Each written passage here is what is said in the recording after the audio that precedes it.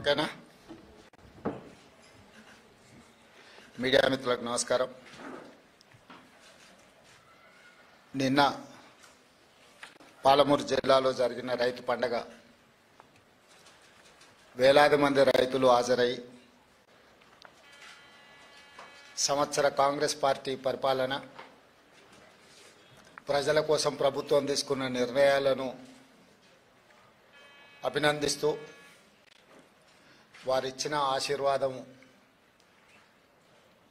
మా ప్రభుత్వానికి ఒక గొప్ప శక్తిగా, భవిష్యత్తులో ప్రభుత్వాన్ని ముందుకు నడపడానికి అవసరమైన ఇంధనం మాకు వచ్చినట్టుగా మేము భావించి, ఏ జిల్లా అయితే నిండు మనసుతో ఈ ప్రభుత్వాన్ని ఆశీర్వదించిందో సంవత్సరం తర్వాత కూడా అంతే ఉత్సాహంతో ఈ రైతు పండుగలో పాల్గొన్న రైతాంగాన్ని మొత్తానికి, అదేవిధంగా రాష్ట్రంలో దాదాపుగా 568 రైతు వేదికలలో లక్షలాది మంది రైతులు ప్రత్యక్షంగా ఈ రైతు పండుగలో పాల్గొన్నందుకు వారందరికీ మనస్ఫూర్తిగా కృతజ్ఞతలు. వారి ఆశీర్వాదము,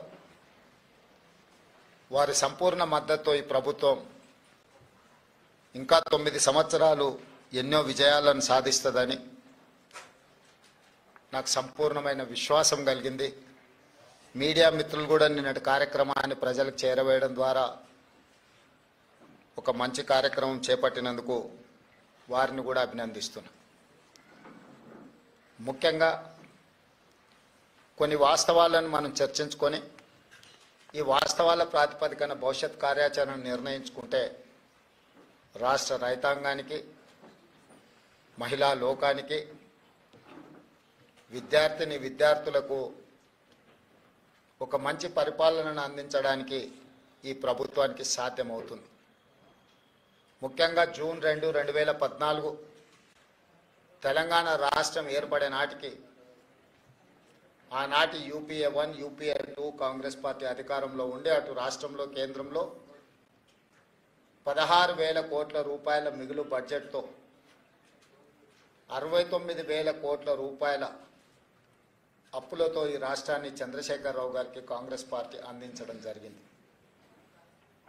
సరిగ్గా 10 సంవత్సరాలు పూర్తి చేసుకొని మళ్ళీ చంద్రశేఖరరావు గారి నుంచి కాంగ్రెస్ పార్టీ అధికారాన్ని చేపట్టే నాటికి 7 లక్షల కోట్ల రూపాయల అప్పు, ప్రతి నెల 6,500 కోట్ల రూపాయలు ఆయన గారు చేసిన అప్పుకు అసలు మిత్తి చెల్లించే పరిస్థితిలో ఇందిరమ్మ రాజ్యము, ప్రజాప్రభుత్వం ఏర్పడ్డది. వాస్తవంగా 7 లక్షల కోట్ల రూపాయల అప్పు ఉందన్న సంగతి ఆ 10 సంవత్సరాలలో ఏ సందర్భంలో కూడా ఆర్థిక నిపుణులు కానీ, రాజకీయ విశ్లేషకులు కానీ, గత ప్రభుత్వంలో బాధ్యత వహించిన చంద్రశేఖరరావు గారు కావచ్చు, హరీష్ రావు గారు కావచ్చు, లేదా ప్రభుత్వంలో ఆర్థిక మంత్రిగా పనిచేసిన ఈటల రాజేందర్ గారు కావచ్చు, ప్రజలకు ఏ రోజు వాస్తవాలను తెలుసుకునే అవకాశం కానీ, వివరించే ప్రయత్నం కానీ జరగలేదు. మేమందరం వివిధ మార్గాల ద్వారా సేకరించిన సమాచారము ప్రభుత్వాన్ని శాసనసభలో కానీ, వెలుపల కానీ నిలదీసినప్పుడు ప్రతిపక్షాలు అబద్ధాలు చెప్తున్నాయి. ఈ రాష్ట్ర ప్రజల మీద మేము అప్పుల భారాన్ని మోపలేదు, అద్భుతమైన పరిపాలనను మేము అందిస్తూ ఉన్నాం, తెలంగాణను బంగారు తెలంగాణగా మేము మార్చినామని చెప్పి ఆనాటి ప్రభుత్వం సందర్భం వచ్చినప్పుడల్లా ప్రతిదాడి చేస్తూ పోయింది. సరే, ఏది ఏమైనా డిసెంబర్ 7, 2023 నాడు మేము అధికారం చేపట్టిన రోజుకి, అధికారం చేపట్టిన వెంబడే డిసెంబర్ 9, 2023 నాడు శాసనసభ సమావేశాలు ఏర్పాటు చేసి మేము వైట్ పేపర్ రిలీజ్ చేయడం జరిగింది. ఆస్తుల విషయంలో, అప్పుల విషయంలో, విద్యుత్ విషయంలో, సాగునీటి ప్రాజెక్టుల విషయంలో ప్రధానంగా అధికారంలోకి వచ్చిన వెంబడే వాస్తవ పరిస్థితులను ప్రజలకు వివరించాలని, ప్రజలకు వివరించడం ద్వారా వాస్తవ పరిస్థితులను అంచనా వేసుకొని ప్రభుత్వాన్ని నడపాలన్న ఆలోచనతోని వివరించినాం. ఆ వివరాల ప్రకారము 7,00,000 కోట్ల రూపాయలు తెలంగాణ రాష్ట్రం మీద అప్పులను చంద్రశేఖరరావు గారు మోపినరు. వారు తెచ్చిన అప్పులకు అసలు మిత్తి ప్రతి నెల 6,500 కోట్ల రూపాయలు ఇప్పుడు మేము కడుతున్నాం. ఆ లెక్కన ఏ రకంగా రాష్ట్ర ఆర్థిక పరిస్థితి దిగజారిందో, క్షీణించిందో ప్రజలందరూ అర్థం చేసుకోవాలి. ఉమ్మడి రాష్ట్రం నుంచి వచ్చిన అప్పుల ప్రకారము సంవత్సరానికి 6,500 కోట్ల రూపాయలు అసలు మిత్తి గట్టే పరిస్థితి నుంచి చంద్రశేఖరరావు గారు దిగిపోయే సమయానికి ప్రతి నెల 6,500 కోట్ల రూపాయలు అసలు మిత్తి గట్టే పరిస్థితి వచ్చింది. అయినా అధైర్యపడకుండా ఇచ్చిన గ్యారెంటీలను అమలు చేస్తూ, అందులో ప్రధానంగా రైతు సంక్షేమం అనేది, రైతును రాజును చేయడమే లక్ష్యంగా పండిత్ జవహర్లాల్ నెహ్రూ గారి నుంచి మొదలు పెడితే డాక్టర్ వైఎస్ రాజశేఖర రెడ్డి గారు ఉమ్మడి రాష్ట్రంలో ముఖ్యమంత్రిగా బాధ్యత చేపట్టి ఇచ్చిన ఉచిత కరెంటు వరకు రైతులే మా ఎజెండా, రైతుల తలరాత రాజ్యం చేపట్టే వాళ్ళు మారుస్తారని కాదు, రాజ్యంని చేపట్టే వాళ్ళ తలరాతనే రైతులు మారుస్తారని నమ్మిన మేము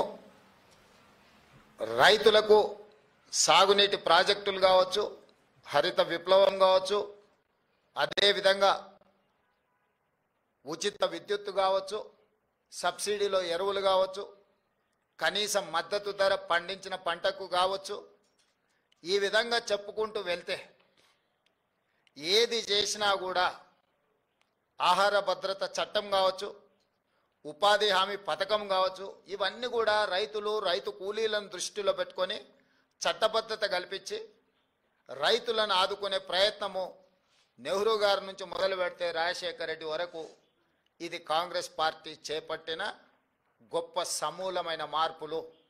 ఈ సమూలమైన మార్పులతో రైతుల జీవితాలలో సంపూర్ణమైన వెలుగులు వచ్చినాయంటే రాలేదు.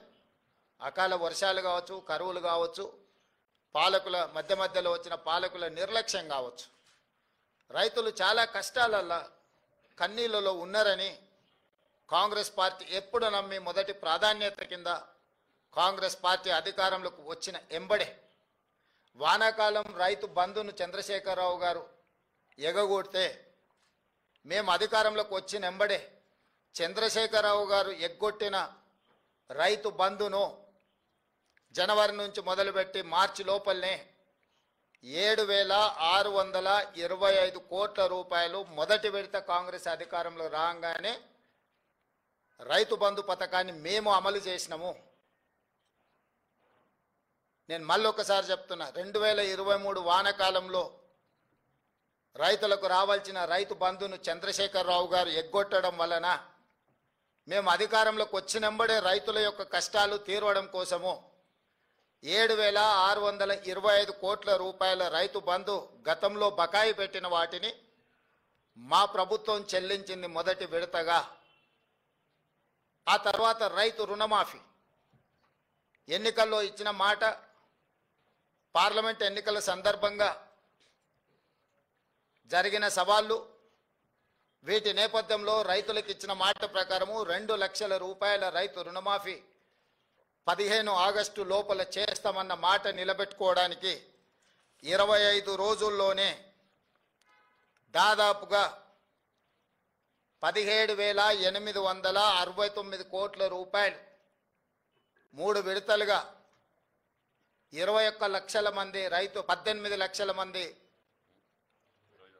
22,22,067 మంది రైతులకు 17,869 కోట్ల రూపాయలు 15 ఆగస్టు నాటికి మేము మాఫీ చేయడం జరిగింది.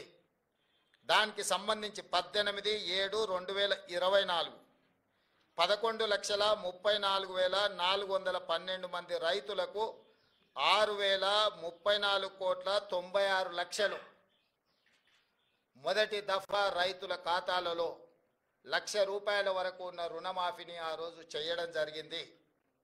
ఫేజ్ 2లో 30/7/2024 నాడు 6,40,823 మంది రైతులకు 6,190 కోట్ల రూపాయలు, 1,50,000 వరకు రుణమాఫీ ఉన్న వాళ్లకు, రుణాలు ఉన్న వాళ్లకు ఖాతాలో రెండో విడత వేయడం జరిగింది.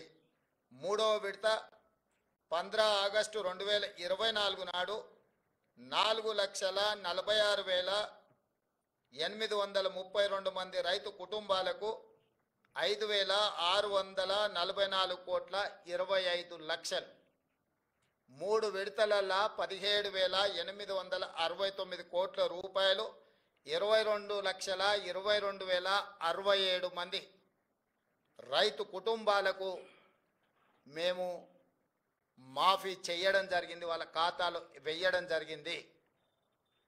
నిన్న 30/11/2024 నాడు 2,747 కోట్ల రూపాయలు మహబూబ్ నగర్ జిల్లాలో చివరి విడతగా, 4వ విడతగా గతంలో సాంకేతిక లోపాలతోటో లేదా రేషన్ కార్డుల విషయంలో కొంత గందరగోళం ఉండడమో లేదా బ్యాంకులు వివరాలు అందించడంలో కొంత తాత్సారం చేయడమో రకరకాల కారణాల చేత 3,13,897 రైతు కుటుంబాలకు 2,747 కోట్ల 67 లక్షలు నిన్న వాళ్ళ ఖాతాలో వేయడం జరిగింది. టోటల్గా 25,35,964 రైతు కుటుంబాలకు 20,616 కోట్ల రూపాయల 89 లక్షలు ఈరోజు రైతులకు రుణమాఫీ చేసిన చరిత్ర కాంగ్రెస్ పార్టీది. కాంగ్రెస్ ఇచ్చిన 2 లక్షల రూపాయల రుణమాఫీ గ్యారంటీది. దేశ స్వతంత్రం వచ్చినప్పటి నుంచి ఈనాటి వరకు ఈ రోజున్న 29 రాష్ట్రాలు కానీ, గతంలో పెద్ద రాష్ట్రాలుగా ఉన్న ఉమ్మడి రాష్ట్రంలో కానీ స్వతంత్రం వచ్చినప్పటి నుంచి ఈనాటి వరకు కేవలం రైతు రుణమాఫీ ఇంత తక్కువ సమయంలో 25,35,964 రైతు కుటుంబాలకు 20,616 కోట్ల రూపాయలు ఏ ప్రభుత్వము చెయ్యలేదు. గతంలో మా ప్రభుత్వం కూడా ఇంత పెద్ద ఎత్తున రైతు రుణమాఫీ చెయ్యలేదు. ఈ దేశంలోనే ఇది గొప్ప రికార్డ్. అయినా బీఆర్ఎస్ నాయకులు పదే పదే రైతు రుణమాఫీ గురించి రకరకాలుగా మాట్లాడుతున్నారు. నేను వారు చేసిన వివరాలను ఒకటి పోల్చి చూసుకోవడానికి, పాత్రికేయ మిత్రులు విశ్లేషించడానికి కొన్ని వివరాలు నేను చెప్పదలుచుకున్నాను. 2014లో వాళ్ళు 1,00,000 రూపాయల రుణమాఫీ గురించి హామీ ఇచ్చారు. అధికారంలోకి వచ్చిన తర్వాత 4 విడతలుగా రుణమాఫీ చేస్తామన్నారు. 4 విడతలలో బ్యాంకుల్లో జరిగే మిత్తిలు, పెరిగే మిత్తిలను కూడా మేమే కడతామన్నారు. ఆ విడత సరిగ్గా అమలు చేయలేదు. రెండవసారి మళ్ళీ హామీ ఇచ్చారు 2018 ఎన్నికల్లో. 2018 ఎన్నికల్లో కూడా 1,00,000 రూపాయలు ఏక మొత్తంలో రుణమాఫీ చేస్తామని చెప్పిన ప్రభుత్వం ఆనాడు వాళ్లకు చెయ్యలేదు.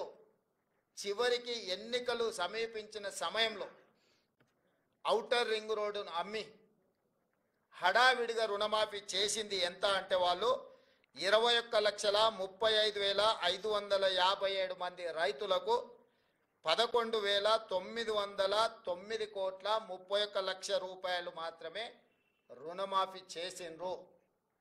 4.5 సంవత్సరాల తర్వాత వాళ్ళు రుణమాఫీ చేయడం వల్ల ఈ 1,00,000 రూపాయలు రుణం తెచ్చుకున్న వాళ్లకు ఇందులో వడ్డీ ఎంత పోయిందయ్యా అంటే 8,578 కోట్ల 97 లక్షలు.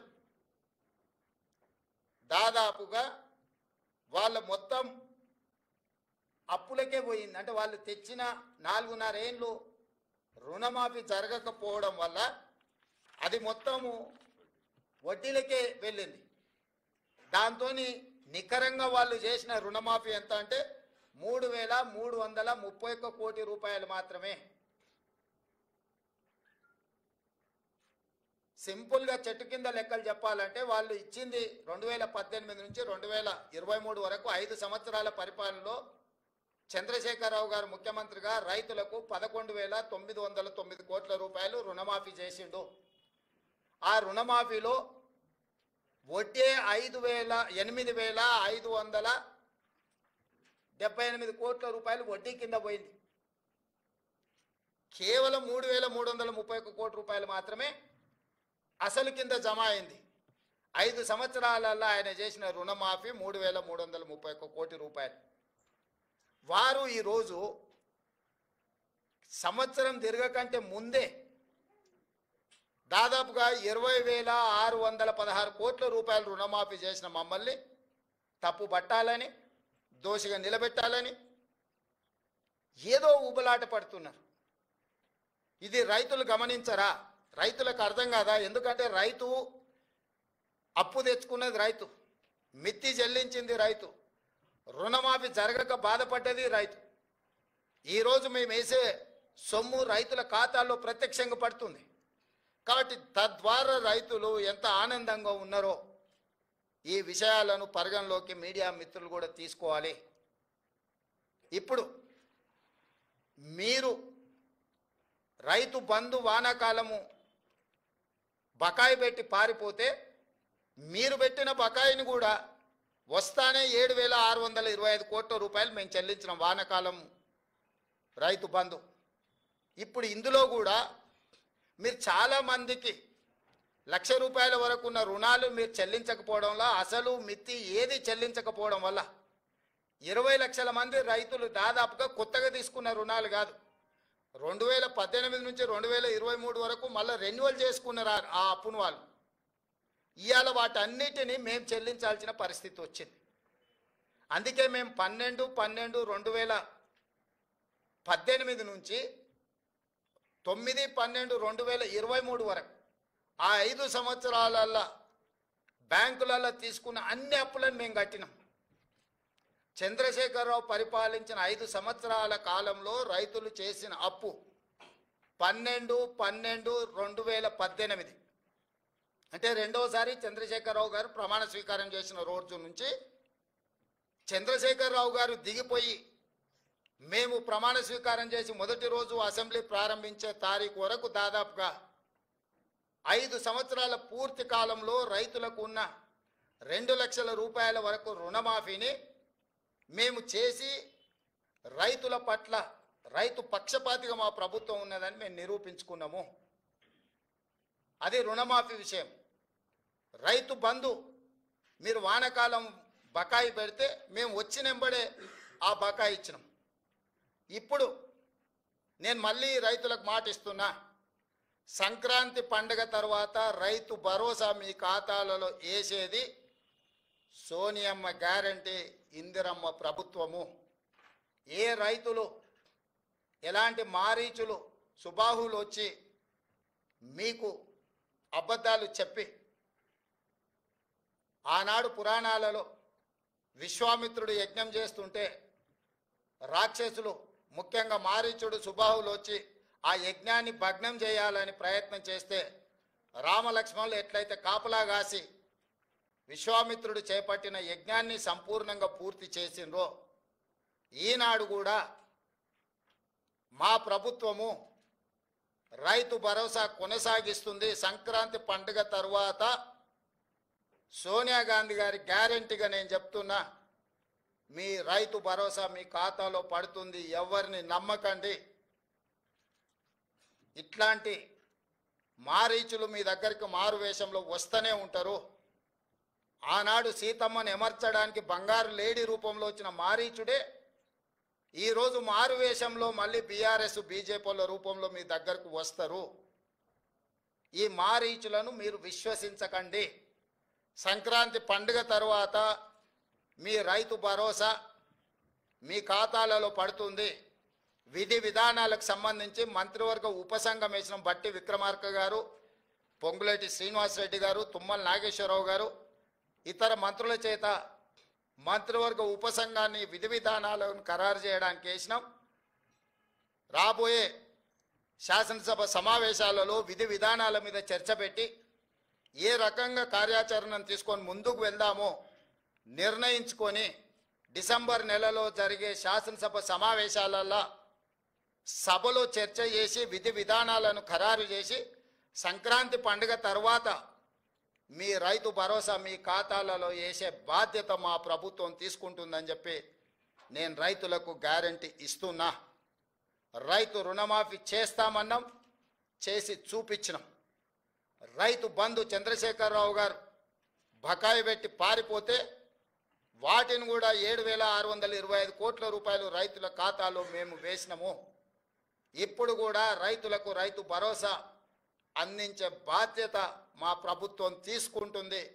దీనికి సంబంధించి శాసనసభలో చర్చలు చేసి మంత్రివర్గ ఉపసంఘం ఇచ్చే నివేదికను శాసనసభలో ప్రవేశపెట్టి విధి విధానాలను ఖరారు చేసి రైతు భరోసా పథకం కొనసాగుతుంది.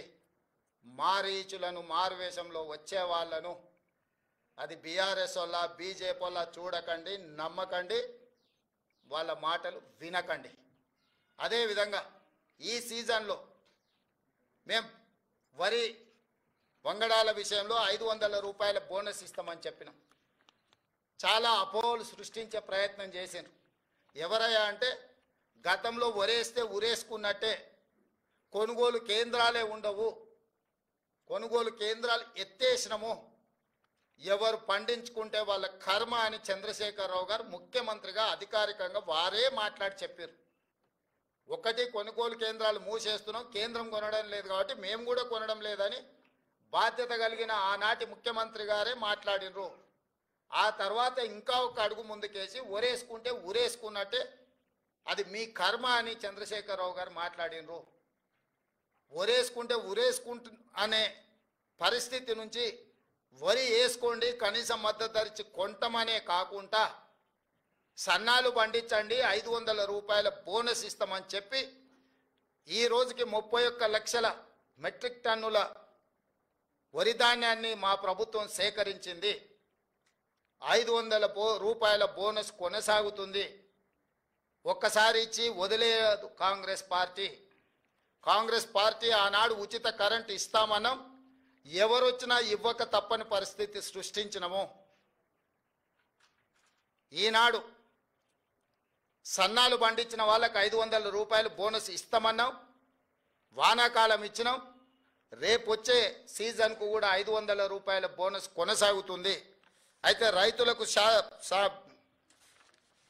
నిపుణులు తెలంగాణ సోనా, బీపీటీ, హెచ్ఎంటీ ఇట్లాంటి వంగడాలు వేస్తే ఎక్కువ ఉత్పత్తి వస్తుంది, రైతులకు మేలు జరుగుతుంది అని చెప్పి కొంతమంది శాస్త్రవేత్తలు మాకు చెప్పడం జరిగింది. అందుకే నేను రైతులకు సూచన చేస్తున్నా, తెలంగాణ సోనా, బీపీటీ, హెచ్ఎంటీ లాంటి వంగడాలు వేస్తే మీకు పంట అధికంగా వస్తుంది. ఇవి తెలంగాణలో ఎక్కువగా తింటారు. ఎందుకు ఇలాంటివి ఏమంటున్నాం, చాలా రకాలు ఉన్నాయి, 31 రకాలు ఉన్నాయి సన్నాలకు సంబంధించి మేము జీవో ఇచ్చినాం. కానీ తెలంగాణలో ఉండే ప్రజలు అత్యధికంగా తినేది తెలంగాణ సోనా, బీపీటీ లేకపోతే హెచ్ఎంటీ. ఈరోజు రేషన్ షాపులలో సన్న బియ్యం ఇస్తామని మాట ఇచ్చినాం. మన తెలంగాణ రైతులు తెలంగాణ భూముల్లో పండించిన వడ్లు కొని వాటిని బియ్యంగా మార్చి పేదలకు రేషన్ షాపులో అవే బియ్యం ఇవ్వాలనుకుంటున్నాము. ఈరోజు సంక్షేమ హాస్టళ్లలో ఎస్సీ, ఎస్టీ, బీసీ, మైనారిటీ గురుకులాలు, కస్తూర్బా స్కూళ్ళు, ఏ ప్రభుత్వ పాఠశాలలలో భోజన పథకం అమలు జరుగుతుందో వాళ్ళందరూ కూడా సన్న బియ్యంతోనే భోజనం పెట్టాలి. అది తెలంగాణ నేల మీద పండిన పంటలతోనే వాళ్ళ కడుపు నింపాలన్న ఆలోచన చేస్తున్నాము. నేను రైతులకు విజ్ఞప్తి చేస్తున్నా, మీరు నాణ్యత కలిగిన సన్న వడ్లు పండిస్తే అవి బియ్యంగా మారి తిరిగి మన పేదల కడుపు నింపడానికి అవకాశం ఉంటుంది. ఈరోజు మీరు పండించే సన్న వడ్లు ఎఫ్సిఐకో ఇతర రాష్ట్రాలకో తరలించకుండా తెలంగాణ ప్రజలకే మళ్ళీ బియ్యం రూపంలో పేదలకే పంచాలనుకుంటున్నాం. కాబట్టి మీరు పండించే పంట మళ్ళీ మన వాళ్ళే భోజనం చేస్తారు. కాబట్టి దాని పట్ల కూడా తెలంగాణ రైతాంగం సన్నాలు పండించాల్సిందిగా నేను సూచన చేస్తున్నా. కాబట్టి ఈ విషయాలలో ఎలాంటి అపోహలకు తావివ్వకండి మీడియా మిత్రులారా. మీ వైపు నుంచి కూడా సహకారం అవసరం ఉన్నది.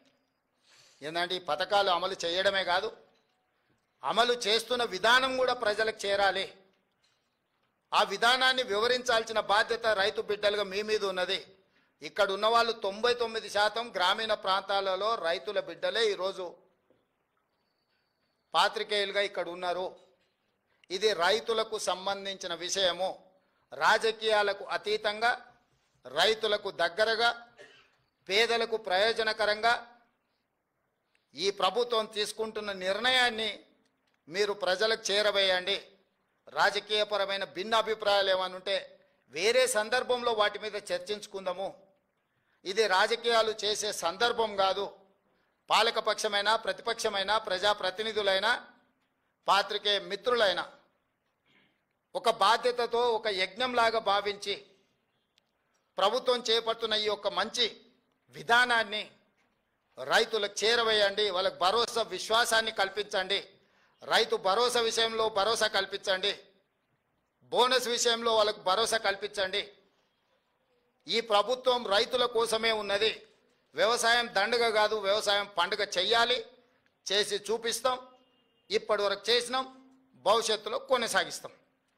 రైతులకు అంటే మీరు ఇచ్చినటువంటి కార్యక్రమాల హామీలు కానీ మీరు కనీసం ప్రజలకు తీసుకెళ్ళలేకపోతారో మీ ఎమ్మెల్యేలుగా మీ ప్రజాప్రతినిధులుగా ప్రభుత్వం కానీ ప్రజలకు ఈ యొక్క కార్యక్రమాన్ని కూడా అనుకున్నంత స్థాయిలో తీసుకోలేకపోతుంది. అదే అందుకే ఇంతకుముందే మీ బాధ్యత అదే గుర్తు చేసిన. మామూలుగా చిన్నపిల్లలు అంటారు చూడు, సేమ్ టు యూ అని.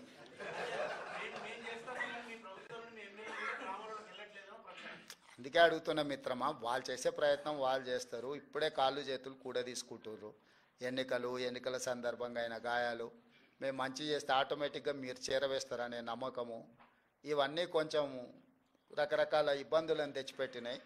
ఆ ఇబ్బందుల నుంచి బయటకు వచ్చి మీరు కూడా తలా ఓ చెయ్యండి. ఎందుకంటే మరీ పేదోళ్ళు అయితే రేషన్ షాప్లో సన్నబియ్యం వస్తాయి.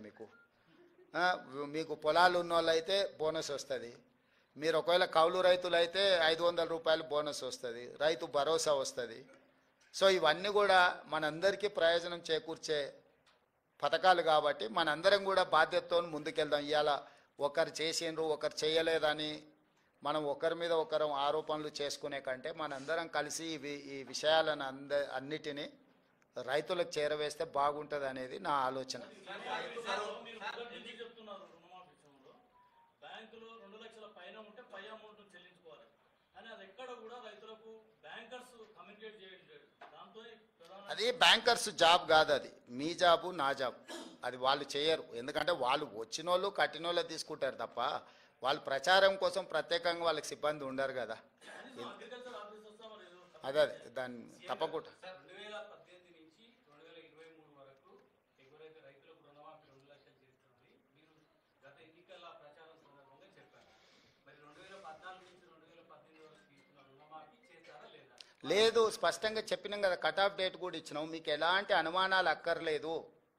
12/12/2018 తర్వాత 9/12/2023 కంటే ముందు ఈ 5 సంవత్సరాల కాలంలో ఉన్న రుణాలను మా ప్రభుత్వము 2 లక్షల రూపాయల వరకు మాఫీ చేస్తామని మేము స్పష్టంగా చెప్పినాము. దాని మీదనే జీవో ఇచ్చినాం. ఇచ్చిన జీవోకు చెప్పిన మాటకు ప్రభుత్వం కట్టుబడి ఉంది.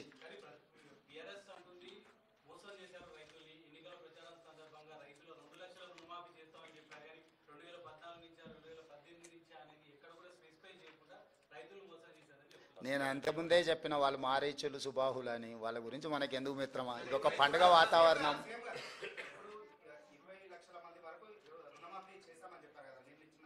25 లక్షలు. మళ్ళీ సరిగ్గా నెంబర్ చెప్పాలంటే మళ్ళీసారి చెప్తా. 25,35,964 మందికి చేసినాం. 2 లక్షల వరకు 100% కంప్లీట్ అయిపోయింది. 2 లక్షల రూపాయల వరకు బ్యాంకుల్లో 12/12/2018 నుంచి 9/12/2023 మధ్య కాలంలో 2 లక్షల రూపాయల రుణమాఫీ తీసుకున్న వాళ్ళు సంపూర్ణంగా పూర్తి అయిపోయినరు. మా దగ్గర ఉన్న సమాచారం ప్రకారం 100% రుణమాఫీ చేసినాము. ఏదైనా బ్యాంకు ఒకటి అరా ఎక్కడైనా ఎవరిదైనా ఒకవేళ రాకపోతే ఇంకేదైనా కారణం చేత ఎక్కడైనా ఏదైనా కారణం చేత ఏదైనా ఒకటి అరా ఎక్కడైనా ఉంటే ఉండొచ్చు. అంటే హ్యూమన్ ఎర్రర్ ఉంటుంది. 100% అని చెప్పడానికంటే హ్యూమన్ ఎర్రర్ ఏదైనా ఉంటే ఉండొచ్చు. ఇంతవరకు నా దృష్టికి రాలే. ఏదైనా ఉన్నది ప్రభుత్వం దృష్టికి వస్తే ప్రభుత్వానికి బేసిజాలు లేవు. మొదట ఇచ్చిన 22,22,067 మంది తర్వాత ఈ 3,13,000 మంది వాళ్ళు సవరించుకొని వివరాలు తీసుకొస్తే ఎంబడే ప్రభుత్వం మళ్ళీ స్పందించి ఇచ్చింది. 15 ఆగస్టు రోజు వరకు బ్యాంకులు ఇచ్చిన సమాచారం మా దగ్గర అంతనే ఉంది, 2 లక్షలు. ఆ తర్వాత వివిధ సందర్భాలలో మీరైనా అధికారులైనా ఇంకొకరైనా లేకపోతే ఎవరికైతే రుణమాఫీ జరగలేదో వాళ్ళు ప్రభుత్వం దృష్టికి తెస్తే ప్రభుత్వం మిగతాయి కూడా నిన్న విడుదల చేసింది. సో మేము ఇచ్చిన మాటకు మేము 100% కట్టుబడి ఉన్నాము. శ్రీనివాసరెడ్డి గారు,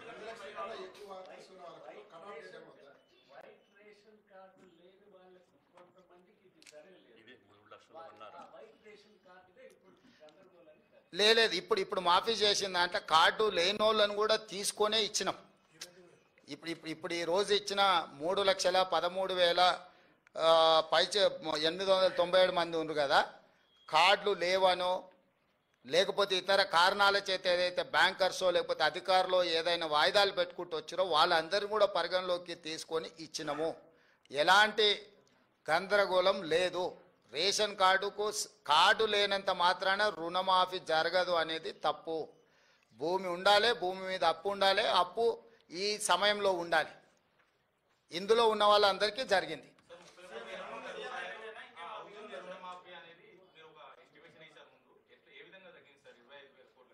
ఇప్పుడు 31,000 కోట్లకు ప్రాథమికంగా బ్యాంకర్సు మాకు అంచనాలు పంపించారు.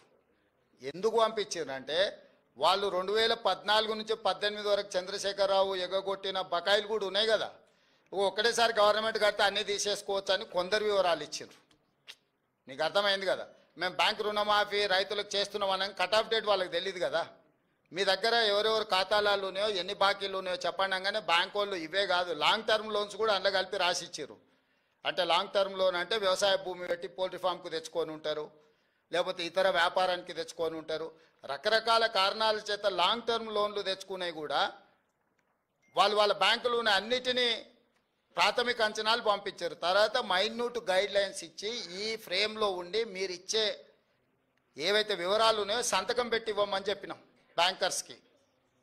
తప్పుడు సమాచారం ఇస్తే మేము చూసి ఉంటారు కదా, తప్పుడు క్లెయిమ్స్ చేసినా తప్పుడు సమాచారం ఇచ్చినా చట్ట ప్రకారం శిక్షిస్తామని చెప్పి ఇచ్చిన జీవోలు పొందుపరచడం జరిగింది. దాంతో పూర్తిగా ప్యూరిఫై చేసి రికార్డులను అన్నిటిని కూడా వాళ్ళు 1కి 2 సార్లు పరిశీలించుకొని మాకు వివరాలు ఇవ్వడం జరిగింది. శ్రీనివాస్ గారు, శ్రీనివాస్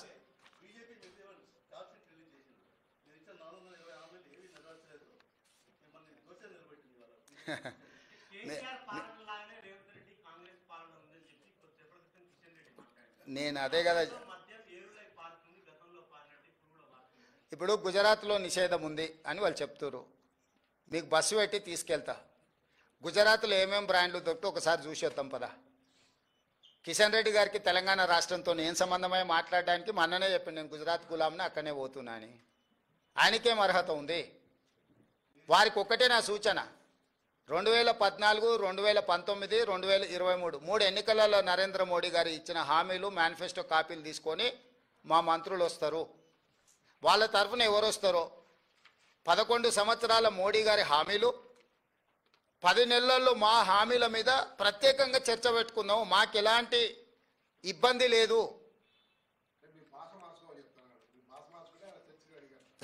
అందుకే నేను మంత్రులను పంపిస్తా అన్నా.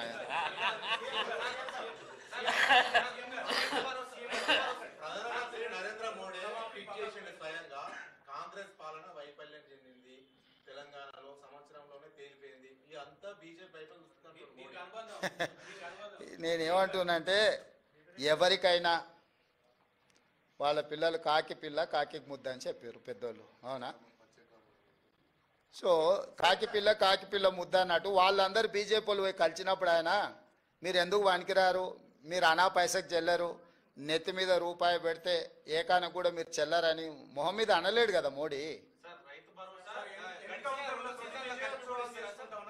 ఏం రాంబాబు అవన్నీ అసెంబ్లీలో చర్చిస్తామని చెప్పిన సోదరు, ఏం ఆవేశపడకు. కట్ ఆఫ్ డేట్ ఇక్కడ ఆ డేట్లలో ఉన్న వాళ్ళు ఎవరు ఏది ఉంటే ఆ డేటు అట్లాగా ఇప్పుడు ఏమున్నాయో టోటల్గా ఇచ్చేసినాం తిరుపాల్. ఎవరైనా నీ దగ్గర ఏమైనా వివరాలు ఉంటే తీసుకోనరా. ఓ